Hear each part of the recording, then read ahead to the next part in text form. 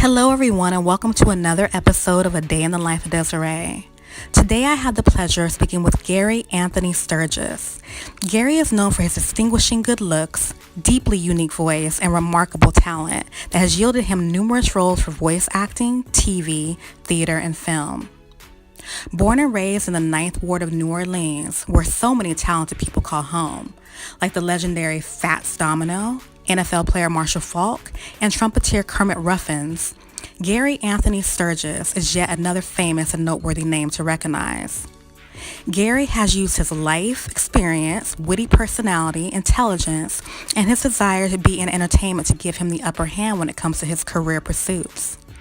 Along with the countless number of shows he's been on, like The District, Girlfriends, and NYPD Blue, he was not only in one, but he's been in two of Tyler Perry's movies, Diary of a Mad Black Woman and Daddy's Little Girls. He has a stellar career not only with acting, but he's recently added the title of author to his long list of accomplishments with the release of his new book, hashtag Why He Won't Marry You. I'm excited about this interview. Gary, it is a pleasure to be talking with you today on my Person of Prominence segment. I'm glad that you are here. Hey, Desirae, thank you for having me on your Person of Prominence segment today to discuss my new book, hashtag Why He Won't Marry You. Absolutely. Now, Gary, you've had your hands in so many things for so many years. Tell everyone a little bit more about your life growing up in New Orleans and how those foundational roots shaped what was to come for you and your acting career up to now. Well, of course, for those who don't know, I was born in the Ninth Ward of New Orleans, Louisiana, on Alva Street. Actually, I went back to revisit my old house just the other day. I was down there for a frat convention. Music is where it started. New Orleans is a very music-rich town. And back in the 80s, being in the marching band was just as good as being on a sports team. Bands were very competitive. So I started off playing music back in elementary school, all the way up to junior high school, became the drum major of the band. So it kind of gave me the feeling of what it was like to be a leader and to perform a lot. So we did tons of performances and parades and shows at halftime of football games. So you kind of got used to being in front of people. So my acting career kind of started from music. Music was sort of my segue into acting, and being in a town where music is such a big deal. I know you mentioned Kermit Ruffins. I actually grew up with Kermit. I saw him when I was down there too. So yeah, it's like band was the thing to do. So that led me into acting. Okay, that is really neat. New Orleans is obviously known for so many different things too, from the food to the music to the culture. Mm-hmm. So I definitely wanted to know, how things have, shaped things out for you from the time you grew up out there to now. So music was your segue to get into acting. Exactly. And being a drum major was interesting too, because it gave me a little bit more room to be in the forefront. And that's when I started realizing, when I was in a band, I was a part of a 164-piece group. When I was a drum major, I was a part of a 3-man group.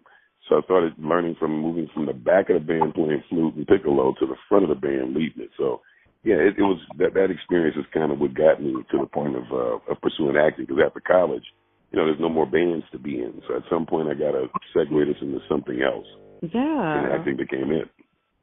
So were you involved with the band and being a drum major? Did you have some type of mentor that actually helped you once you got into having an interest to be an actor? Did you have a mentor that helped shape that as well? Well, it was something like that. I wouldn't call her or him as much a mentor as an opportunity that presented itself at the right time. I wrote an essay my senior year in high school, and it was about what we're going to do when we get out of school. And my essay was about how I wanted to go to New York and California and sort of take the acting world by storm. And it just so happens my English teacher, Patricia Hill, was a very popular local actress, and she was always in plays and in films that came to town. And she read my essay and thought, okay, well, you know what? I'm going to a table read for Raising the Sun. I'd love to take you along with so you can kind of get a taste of what it's like. So she brought me to this table read over at Ethiopian Project Theater where I met Anthony Bean. So I would say Patricia Hill and Anthony Bean, because when I met them, my acting career actually started, because I went to sit in on the table read, and the guy who was supposed to play Oscar guy didn't show up. So they asked me if I would read in just to sort of get through the script. And right after we finished the table read, they gave me the job. So that's where kind of like how my acting career started. So if I had to give credit to anybody, it would be Patricia Hill and Anthony Bean, because it was her that got me into his theater and him that gave me an opportunity to perform. That's awesome. So your first theater performance was Raising in the Sun. Yes, it was. That's awesome. Well, listen, aside from this fabulously raw and real book that we're about to discuss, what other projects have you recently completed or that you're in the process of doing right now? Well, I got a film that's coming on. They've been advertising it pretty heavy on BET. It should be on in a couple of days. It's called We Belong Together with Dre and Michelle and Charles Lee Whitfield. It's a sort of a psychological thriller sort of thing. I'm in that, which I'm kind of leaning towards those kind of films now. I just did another psychological thriller, which is really awesome. It's called Everything That Glitters. And it is like, one of the best projects I've ever worked on in my life, because they allow me to do everything I possibly could imagine in this joint. It's like I get to play a guy who has so much trouble and so many problems that it's ridiculous. But it's one of those stories that you have to watch just to understand where everything is actually coming from. It's confusing in a lot of ways. When I read the script, I was like, oh my God, I have to keep turning back page to page because it was so unbelievable where the story was going. And I'm really excited about it. I got to work with Clifton Powell and Golden Brooks and who else was in that joint? Terrell Carter. So it was a really interesting cast too. But it's about a guy who's trying to sell his car dealership, and at some point his wife starts to have an affair with one of the people that works at the dealership, and it just gets crazy after that. So it's one of those joints I can't really spoil, but I was so excited to do it. So that should be coming out in the fall, and I'm actually the lead in that. So I'm really excited about that project. But We Belong Together will be out in the next 2 or 3 days or so people will be able to enjoy that first. Oh, that is awesome. I know people are going to enjoy that. Anything with you in it, people are going to enjoy it because you're so talented. But everyone, Gary, wants to know, including myself, why the book at this point in your life versus 5 or 10 years ago? Your book is called Why He Won't Marry You. So tell us a little bit about what inspired its development and why now. Well, it was years of conversations with people on social media and friends, who were having relationship struggles. And I don't know how I became sort of like a relationship expert by proxy or something, because it wasn't like I cared about that or was interested in that. It's just that I would put posts up about my life, and I would be very brash and frank about things. And somewhere from that, people determined that I tend to, quote unquote, keep it real. So they would inbox me randomly and ask me questions about their relationship struggles, just because they wanted an honest opinion. So I would just, these would be people I didn't even know in a lot of cases, but I listened to them, and I give them my opinion, and they move on with their lives. So from that, I said, maybe I should write a book about it, because there's a lot of people hitting me up for advice, on their relationships. Keep in mind, I've been married for 27 years. So, I'm an expert. Yeah, I'm not going to say I'm the greatest at marriage, but I can say I've survived it longer than the average man. So With that said, I figured I'd be able to give at least, some clear advice to people to try to help with their struggles. Because when you listen to people complain about their relationship woes, a lot of the problems can really be fixed with serious communication. And the communication starts to break down, and one person's perception of what's going on is different than the other person's perception.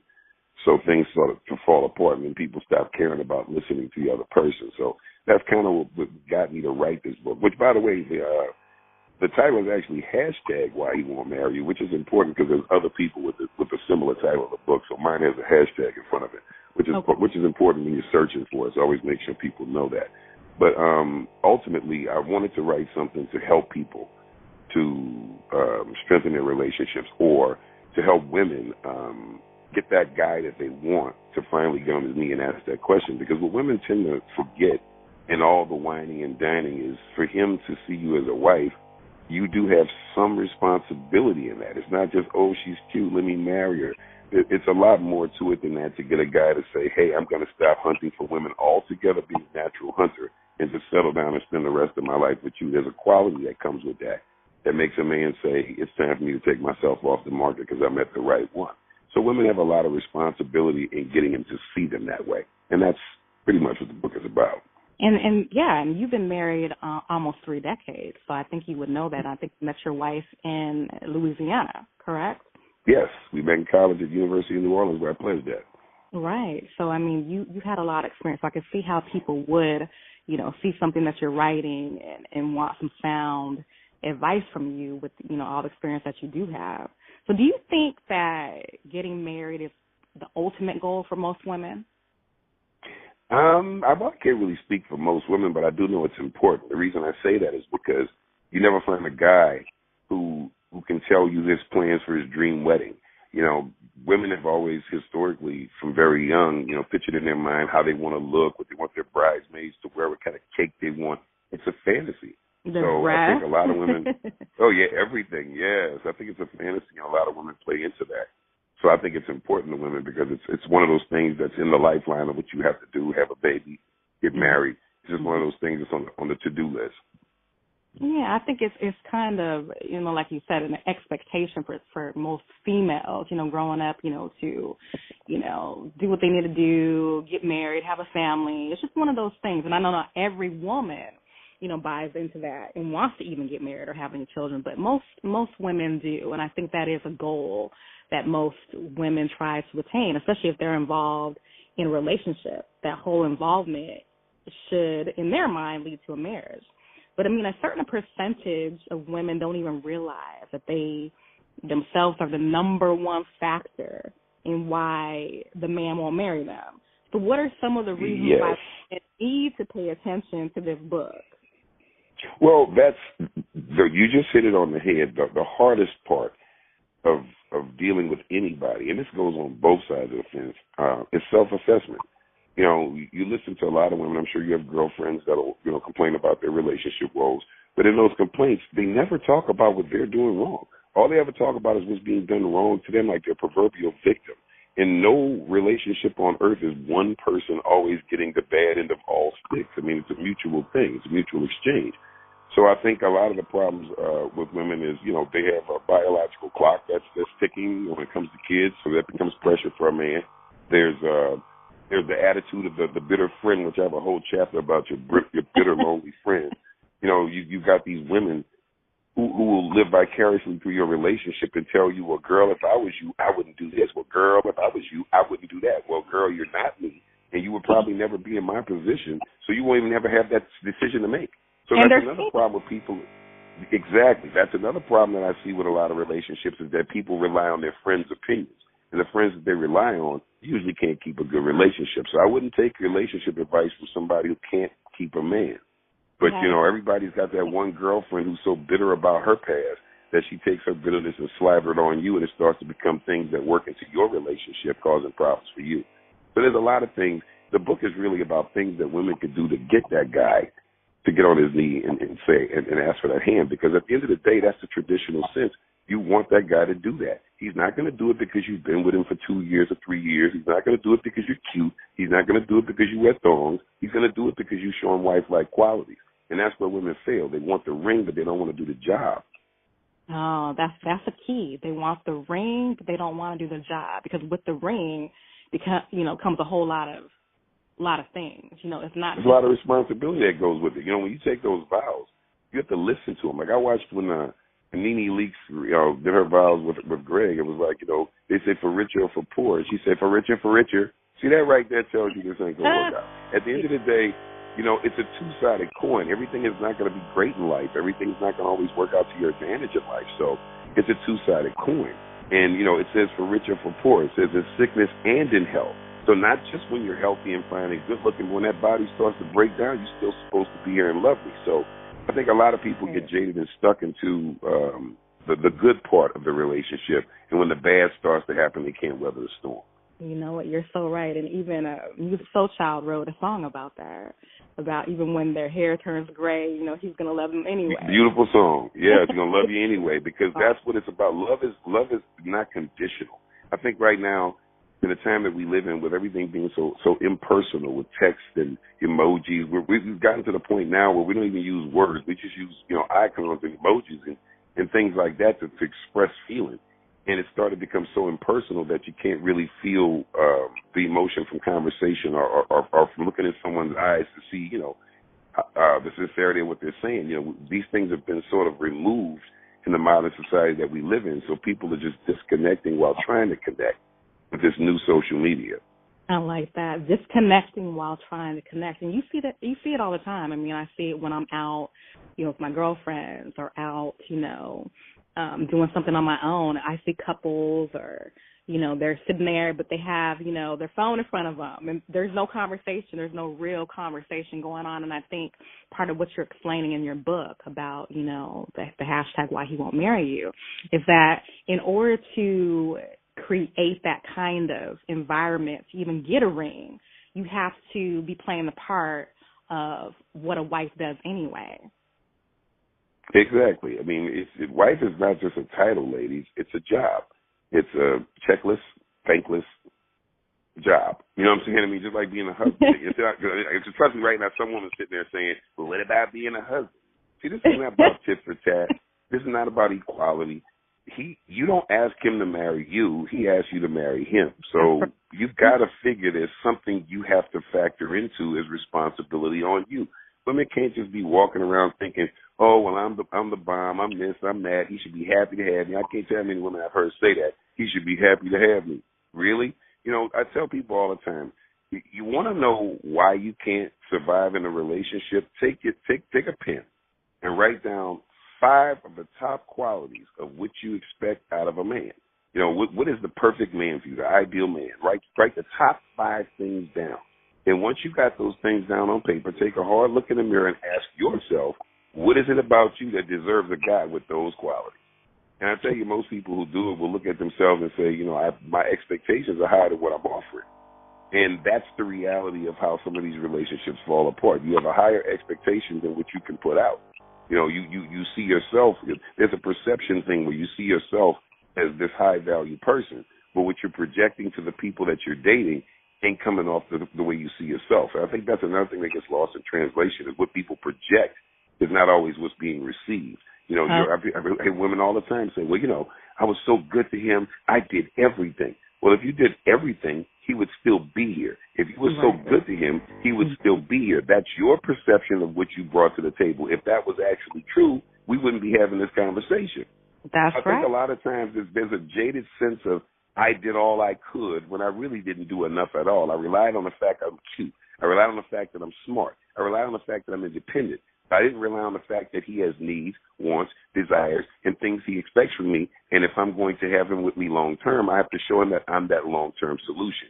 Women are getting lazy in 2018.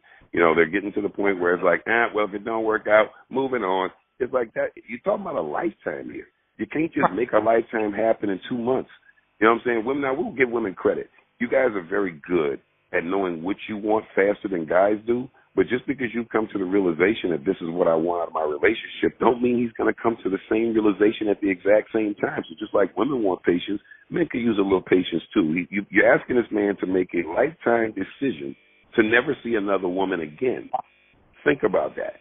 Yeah, that's a big commitment. It's a big commitment, and like you were saying, 2018, even in 2017, and for the last, 10 years, let's say, marriages, and even more, marriages are just not, they haven't been what they, were when, my parents, for instance, got married. My parents were married 50 years before my father passed away.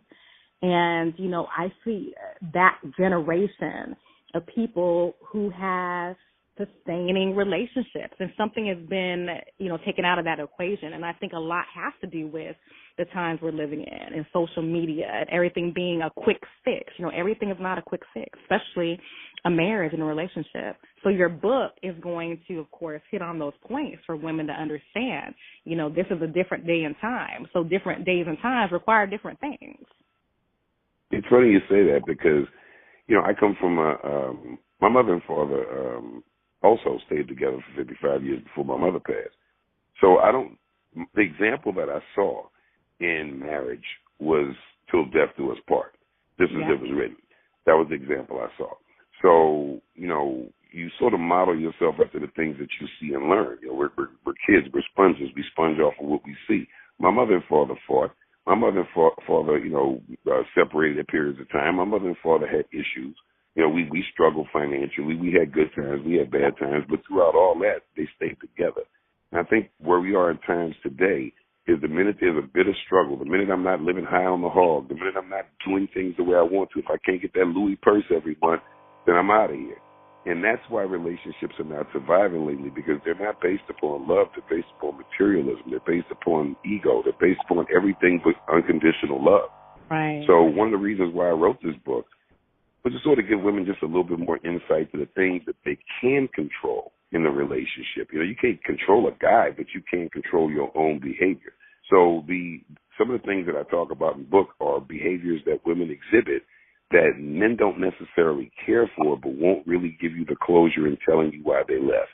They just leave. I actually was talking to some of my frat brothers this weekend in New Orleans at the convention, and I told them about the book and some of the things that was in it, and you'd be amazed at how many men are starting to buy this book, because they're like, dude, this is exactly what I be trying to tell my chick, but she be putting all this pressure on me, and I be trying to tell her, but she don't be listening.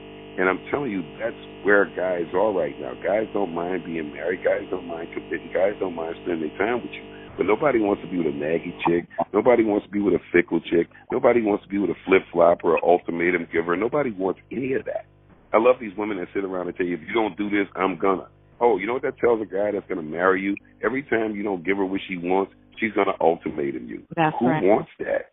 Who wants that? There's too many women out here to deal with that. You know what I'm saying? She'll just be sitting there alone while he's dating her friend. And that brings me to my next question, too, because you touched on that, because I know a lot of women hit you up, but at the same time, a lot of men hit you up and you talk to, your friends and your frat brothers. So when talking to other men about their reasons for not tying the knot, they're in a relationship, but they're not tying the knot, what do you think, or what do you see the biggest issue to be in their eyes? Pressure. Pressure is always the biggest issue. Women have all sorts of things that put them on time clocks and pressure. Give you an example. If you had a woman that's almost 40 years old and she's never had a kid, the next guy she dates, that biological clock is saying, I need a kid. So that guy is about to be put under a tremendous amount of pressure to make sure that she has what she wants. Now, he just met her. He thinks she's cool. He wants to get into her, but she's talking baby too fast. He don't know that. He don't know why she's talking baby too fast. He just got here. All he know is, dude, I just met this chick and she already talking about babies and stuff. And that's just like, nah, Right. But he don't understand it's her biological clock talking. She sort of, was doing other things before she got to 40, and now that she's pushing that 40, she need to get them eggs fertilized. So that guy becomes the you must do it guy, which puts him under pressure. This happens all the time with men. Men get pressure. It's like women come out of a bad relationship. They get into a new relationship. They drag all that baggage over to the new relationship. He's got to hear everything this last dude did. He's got to deal with everything this last dude did. It's like, it's another thing. Don't start a relationship when you have that much baggage, because he'll listen to you whine about your ex like the first day or so. But about a week in, 2 weeks in, he's already starting to talk to other people because you're still attached to your ex. All you do is complain about your ex, argue with your ex. Nobody's attracted to that. Nobody sees a lifetime quality in that. Nobody sees a wife in that. I think a lot of women that want to be married have to understand marriage is more than a title, it's a job. And if you want somebody to be your husband, you have to show him that you have the long-term qualities of being there for him and being his wife, more than just by title, but by action. Which also includes leaving things in the past. Totally. Right. Okay. And, do you think that women, because this is all about, like I said, perception. People believe that they're showing a certain type of person, but when it comes down to it, the other person's seeing something totally different. So do you think women who are already married can benefit from the book? And if they yes. Go ahead. I'm sorry. Go ahead. In what ways could they benefit from the book as well? Well, there's a few chapters in there, like one called, so you got the ring. You know what I'm saying? We actually talk to women who are married as well, because marriage is only the first day of your relationship. I don't care if you dated for 6 years. The day you say I do is the first day of your new relationship. So, the marriage is day one of a new adventure. So you've got to be in for the long haul. And I think a lot of people, we just, like you said, we're in an immediate gratification society. A lot of people are just not in it for the long haul. It sounds exciting today, but I might change my mind tomorrow. These are the things that give men pause, because we're talking about a lifetime commitment. Nobody's going to want to make a lifetime commitment with a fickle person, a person that, pick something up today and put it down and pick something else up tomorrow. It's a person that doesn't show that they can commit to anything. So people look at those qualities throughout the whole life. They look at how you work your job. They look at how long you maintain your friendships. These are all things that dudes factor into when to marry somebody. How long do you stick with something? These things are very, very important. I think a lot of people take that kind of stuff for granted. There's a stick-to-itness that men are looking for in women to make them commit. And even when it comes down to marriages, I talk about that all the time. How do you keep your marriage going? You can't think once you get it, like water roses. Once you got married, you got the house, you got all this stuff. Now you have nothing else to go for. There's no more pinnacle. There's no more apex. As long as a woman got something to look forward to, this is the man's perspective. As long as a woman's got something to look forward to, she's happy. There's some hope. There's something, there's a goal. But once you've eliminated all the goals, okay, got the baby, check, got the marriage, check, got the house, check, new car, check. Okay, I don't have nothing else new to get. So now we start tearing apart everything we got because we got nothing else to look forward to. So now we start picking apart everything we have. That same lady that used to look sexy for you all the time is now walking around in flannel and, rollers and, the same house that used to be clean all the time. Well, you live with her now. Now you're starting to realize it ain't as clean as it used to be. See, when you visit somebody, it's one thing. When you actually live with them, it's something else. You live with them, and all of a sudden you realize half the things that you liked about her, she takes off and leaves on the counter before she goes to bed. These are things that you find out once you have to live with somebody. So the book does talk to marriage and people who have been married and how to keep their marriage going as well. So it's not just about getting married. It's about once you're married, how do you maintain staying married? Because I can tell you, most people, both males and females, once they get there, they get lazy. They stop doing the things that they did to get them in this position. If you want to keep your marriage alive and maintain it, you have to keep reinnovating and reconstructing all the things that you used to do and making them new again, because otherwise you would get bored with each other. Think about it. It's like eating the same meal 3 times a day for the rest of your life. Now, you can like filet mignon all day. I doubt if anybody wants to eat it 3 times a day, 7 days a week for the rest of their life, but that's what marriage is. You're basically saying you're the end-all, be-all when it comes to people for me. And if you think that that's something that people are going to just do willy-nilly, on a whim, like it's a blackjack bet or a roulette table bet, it's not going to happen. People need to be sure, especially when it comes to men. You're telling a man who's a natural hunter, do not hunt anymore. Okay, well, you better be one hell of a catch. That's right. And I know women don't want to hear that, but that's facts. We know we know that women are the hot commodity. We know that women are the salt of the earth. We know all that, but we also know that statistically, if we all paired off with one woman, there'd be a whole bunch of women single. There's at least 15 to 20 women per every available man walking the earth. So whether women want to hear it or not, there's competition out here, sweethearts. You guys don't want to hear that. I hear women say to me all the time, oh, you know what, I'm not going to compete. If he wants to be with her, then let him be with her. That's why he's with her. Because no man wants the weak chick. No man wants a chick that's not going to fight for him. You want him to fight for you, right?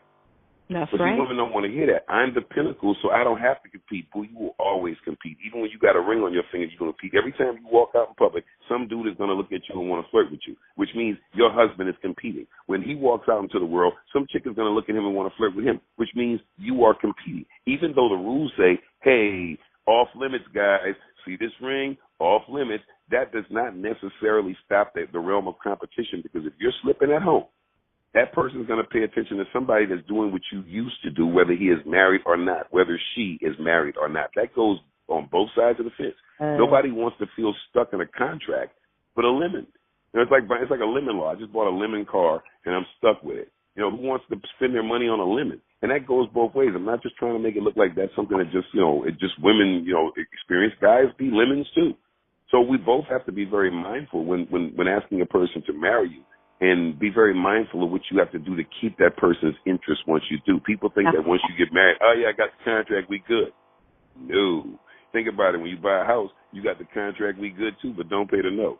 That contract, you know what I'm saying? Don't pay the note and see what happens. Look at relationships the same way. You know what I'm saying? If you don't handle the business in the relationship's going to fall apart just like the house if you don't pay the note. Contract means nothing if you're not doing the job. That's right. I just got done talking about that and actually writing about it as well for an article that I'm doing because, people have this assumption, that they take things for granted, Gary. They take it for granted that, okay, well, I have this new car or I have this new house, Everything that you don't take care of eventually is going to break down. Everything. Human beings, too. You know what I'm saying? Human beings as well. People are emotionally unstable when things are not going the way that they expected them to go. And people start making moves. It's like bad chess moves. I'm going to keep making moves that's going to eventually cause me to lose my king and queen. That's right. That is right. And it's just great that you said that because women and men both need to hear that. And you belong to a lot of different organizations, through your acting career. And one other organization that I know you belong to is the Omega Psi Phi Fraternity. And I want to ask, how supportive have your frat brothers been of your career pursuits? Actually, that's a very interesting question. We just had our national conclave in New Orleans, which is my hometown again. And when I flew down, I was on a 3.5 hour delay in Salt Lake City.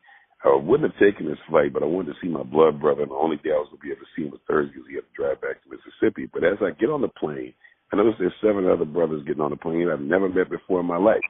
On that 3.5 hour delay, we sit down and we talk, and I show the brothers my book, and they all were very supportive of it. They're like, man, this is a really good idea. I gave them bookmarks and stuff, and this one guy, he said, okay, you write scripts too? I said, yeah. So I got this stuff I'm trying to get on Netflix. He said, I know a guy, a Caucasian guy that I just was hanging out with last night that has a deal with Netflix. I'm like, okay, cool.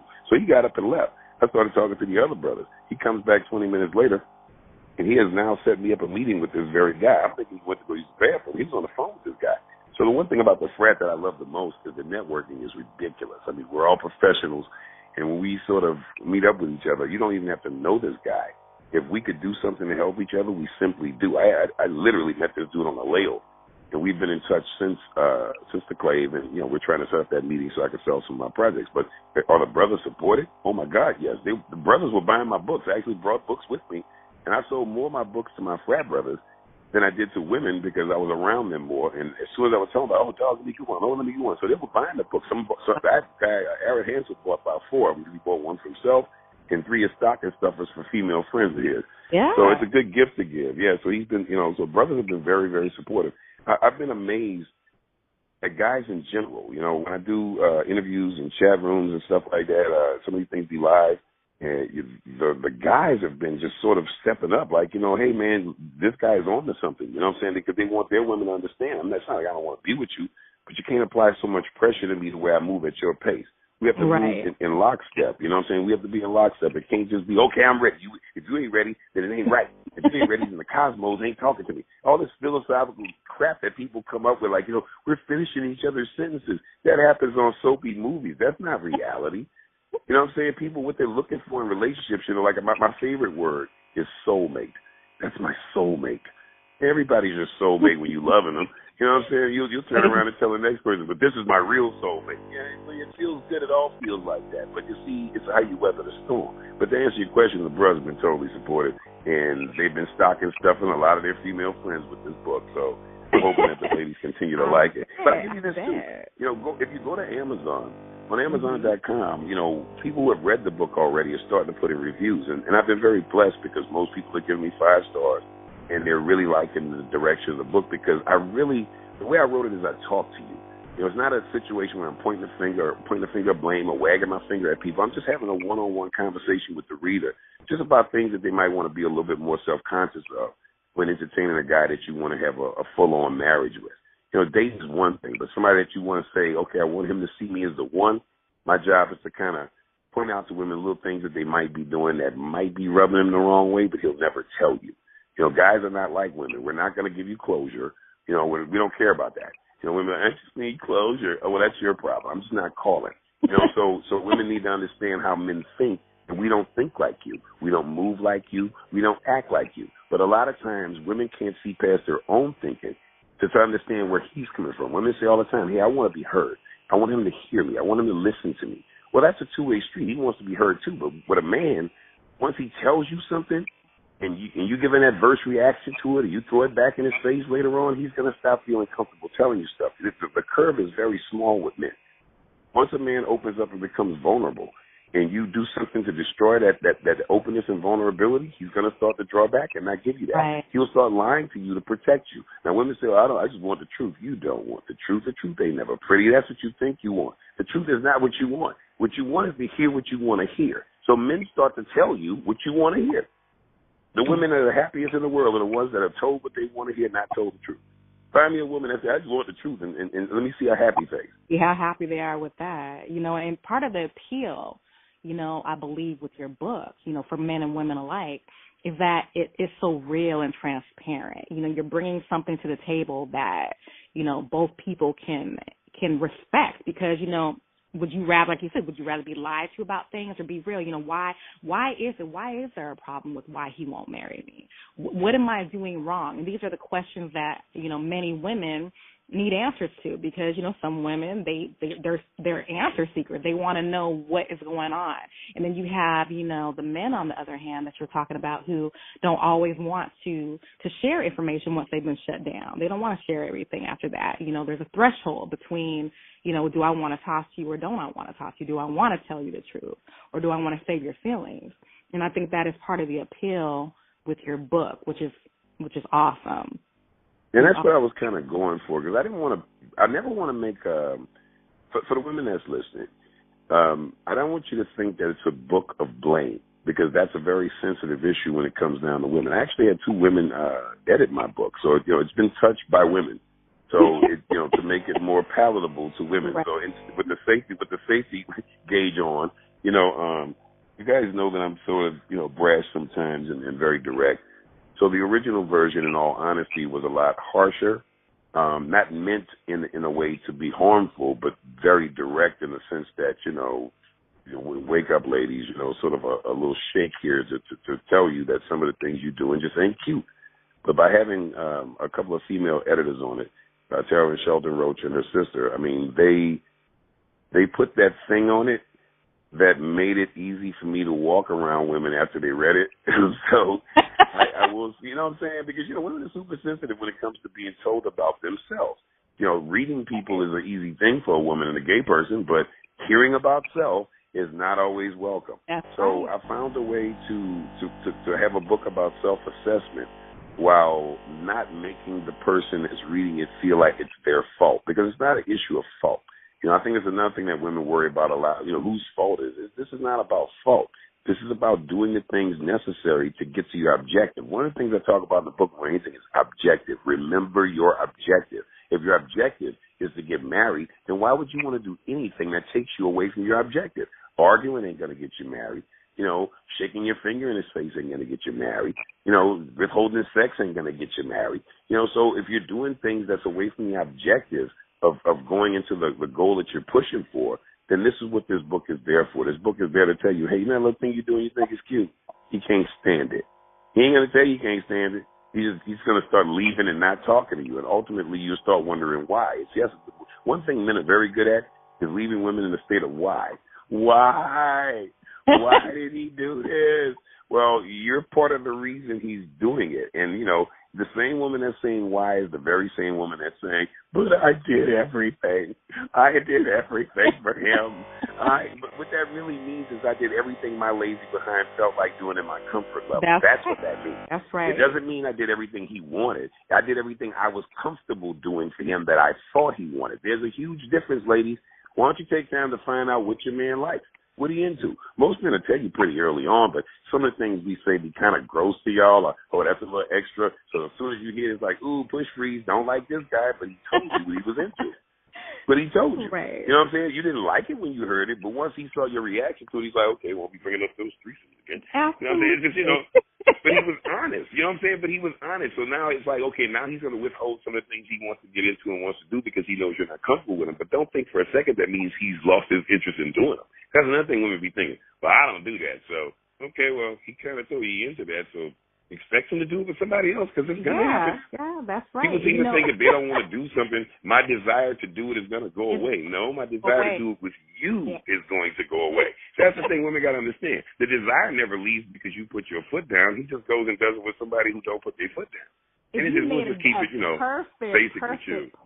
Perfect point, Gary, because I can see this being controversial as well as, something that's readily accepted because, a true alpha male who is the head of his household and the woman actually respects him.